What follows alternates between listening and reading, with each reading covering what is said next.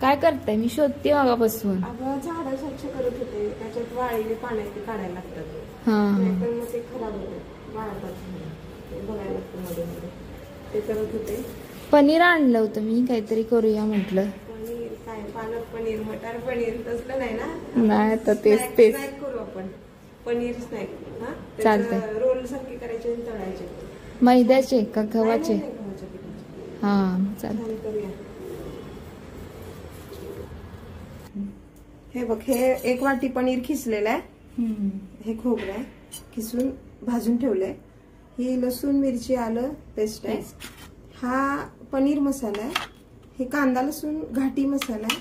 कोथिंबीर, मिरची पूड, ह्यात मीठ आहे, हळद, जिरे, हिंग एवढं साहित्य लागतं आणि तेल.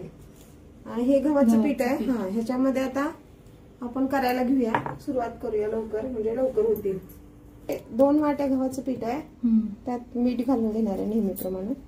थोडंसंच घालायचं अंदाजानं. हळद घालायची थोडी, हिंग घालायचं,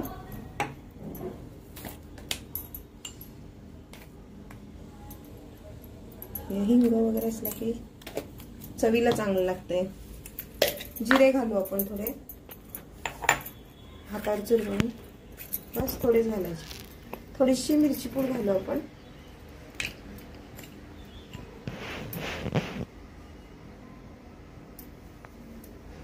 बारका चमचा, जास्त करायचं आणि कच्चं तेल 1 चमचाभर. आणि हे थंड पाण्यानेच आपण मळूया. हे पीठ आता असं थोडं घट्ट मळलंय. आणि हे ठेवून खायचं नाहीये. पनीर माहिती आहे ना कसं टिकत नाही, त्यामुळे केले की लगेच जेवायच्या आधी करून तळून एक अर्धा ते 1 तास चालू शकतं.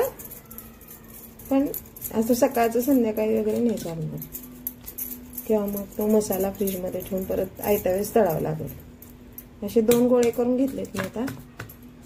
हे पनीर मसाला करतोय आपण म्हणाली. आता हे पनीर आहे ना, तळताना मऊ पडेल म्हणून आपण काय करायचं, त्यात हे ओलं खोबरं घालायचं. भाजून ओलं खोबरं भाजून ठेवलेलं आहे ते घालायचं. तर सगळं घालणार आहे आपण त्याच्यामध्ये. हे एवढं घातलंय मी. आलं लसूण पेस्ट,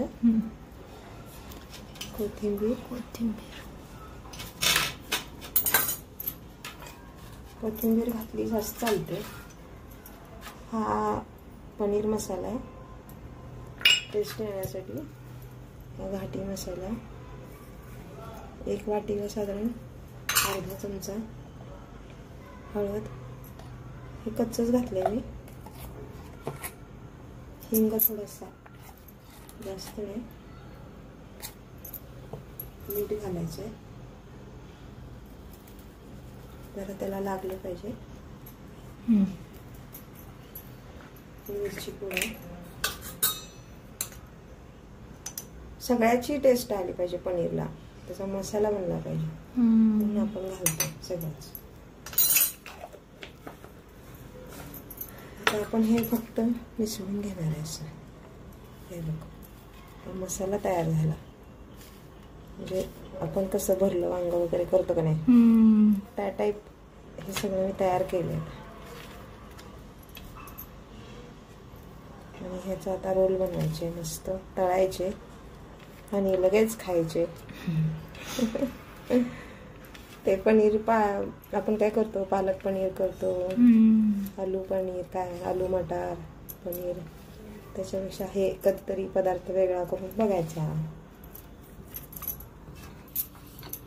हा गोळा असा लाटून घ्यायचा चांगला.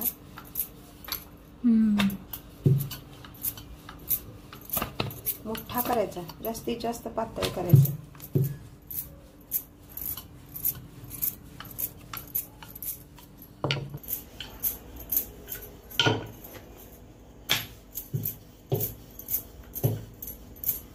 हे असे मी कट करते, एवढ्या अंतराने साधारण कट करायचे. आपल्याला हवे तेवढे आकार करता येतात, लहान मोठे. मी असे थोडे नाजूकच करणार आहे. खाताना पण असं खूप खाल्ल्याचं फील येते. आणि हे असं मधून कट करणार आहे. हे म्हणाले असे रोल बनवायचे. हे काय करायचं, थोडंसं असं आपण गोल फोल्ड करताना ना थोडं दाबतच करायचं फोल्ड, तर ते छान बसतंय आणि सगळीकडे पसरते रोल. तो मस्त, हे खूप छान बसतं हे. असे हे पॅक करून घ्यायचं दोन्हीकडनं. पण आता हे तळणार आहे नंतर. हे बघ अशा हे रोल तयार होतात पनीरचे, मस्त लागतात त्यांना.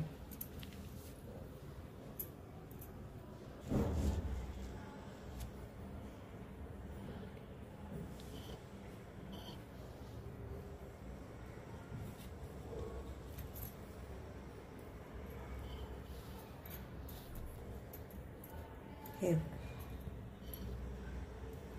मस्त झाले की नाही. ताटावरती काही टाकले. आता हे रोल आपण ह्यात तळून घेऊया. लगेच होतं क्रिस्पी रोल. आता हे चांगले खमंग चांगले तळून घ्यायचे. मग म्हणाले कसं वाटायचं नवीन क्रिस्पी रोल पनीरचे.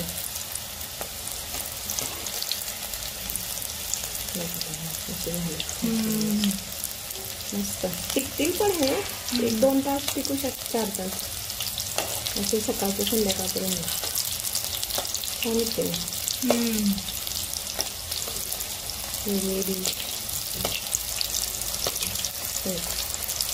तिथे खमंग लागले. मग म्हणाले कसं वाटलं रोल तुला? छान वाटतं. चटपटीत पनीर रोल. ह्याच्याबरोबर आहे ना एखादी शेवयाची खीर वगैरे केली म्हणजे रोल केले ना तरी एक वेळेला खायला छान आहे 2-4 लोकांना. मस्त. पनीरची भाजी खाण्यापेक्षा वेगळं. आणि गव्हाच्या पिठात असल्यामुळे आपण जास्त खाऊ शकतो. मैदा वापरला तर जास्त खायला जात नाही. पण गव्हाच्या पिठामुळे टेस्टी खमंग अशी ही रेसिपी होती. खाऊ वाटते आपल्याला जास्त. असं जरा कमी तेलात, तेल पण नाही लागत जास्त आणि लाटायला पण पटपट होते. एक मोठं एक लाटून घ्यायची पोळी आणि आपण चकोल्या वगैरे करतो त्या टाईप असं जर लांबड्या करायचं आणि मिटून घ्यायचं चांगलं. ते चिकट चांगलं आणि असं आतपर्यंत तळून निघते. ते चांगलं होतं. बारीक थोडंसं मध्यम गॅसवर तळायचं.